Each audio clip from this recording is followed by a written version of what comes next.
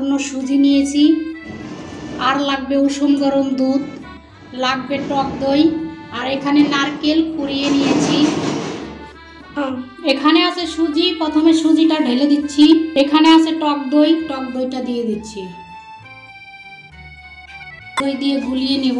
এর জন্য অল্প পরিমাণ লবণ দিয়ে দিচ্ছি। আর এখানে আছে হালকা উষুম গরম দুধ। এখন দুধটা দিয়ে দিব, জল দেব না আজকে। এই দেখুন, ভাপা পিঠার জন্য এইভাবে রাখতে হবে, আর এইভাবে করে ফেটিয়ে নিচ্ছি।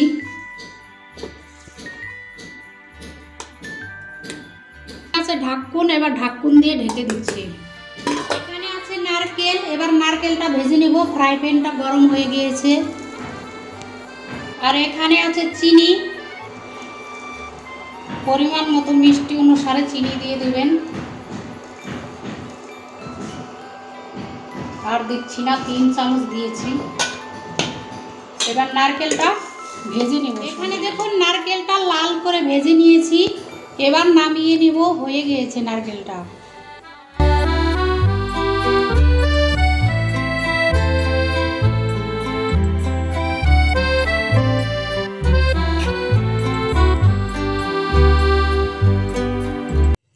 এখানে দেখুন সুজিটা অনেকটাই ফুলে উঠেছে। দেখুন, ভাপা পিঠা বানানোর জন্য এরকম ভাবে একটু শক্ত করে রাখতে হবে, বেশি নরম করলে পিঠাটা আসবে না। এখানে আছে ইনো, এবার ইনোটা দিয়ে দিচ্ছি।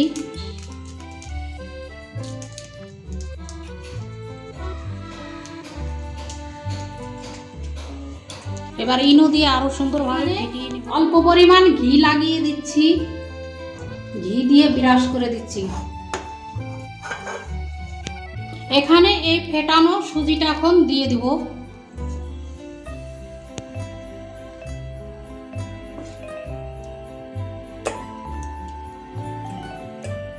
আজকে ভাপা পিঠা করব।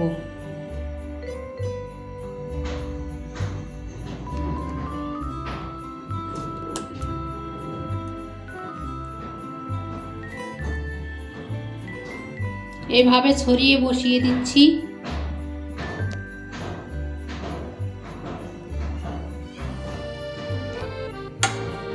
বসিয়ে দিয়েছি। আর এখানে আছে ভেজে রাখা নারকেল, এই নারকেলটা দিয়ে দিব। দেখুন সুজির উপর দিয়ে এবার নারকেলটা দিয়ে দিচ্ছি। নারকেল না দিলে ভাপা পিঠাটা ভালো আসবে না, তার জন্য।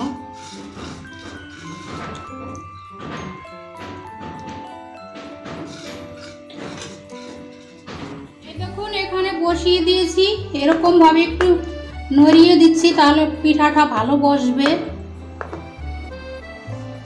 অল্প গরম জলের ভিতরে বসিয়ে দিব।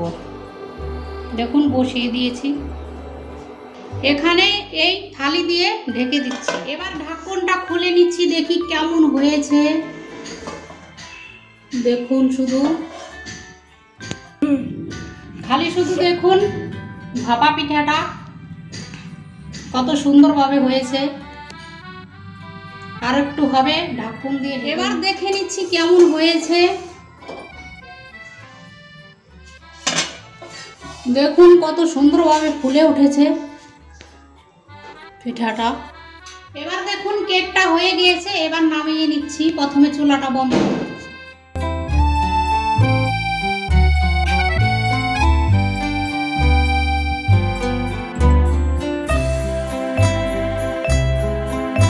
এবার চাকু দিয়ে একটু ঘুরিয়ে নিব।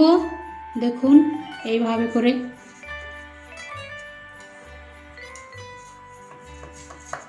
এভাবে করে একটু ঘুরিয়ে নিচ্ছি। আর দেখুন উঠে যাচ্ছে কত সুন্দরভাবে।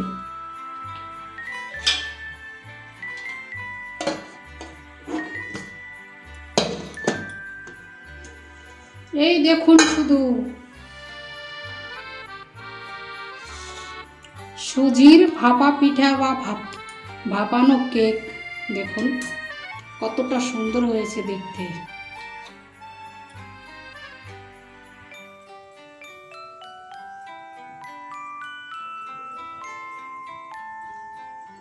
এবার ভিতরের অংশটা কেটে দেখি কেমন হয়েছে।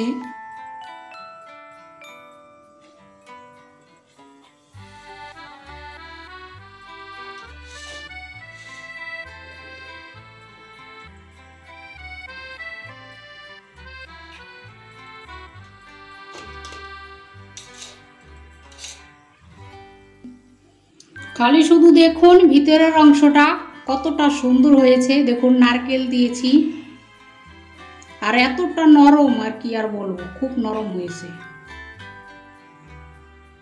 আবার এটা বসিয়ে দিচ্ছি।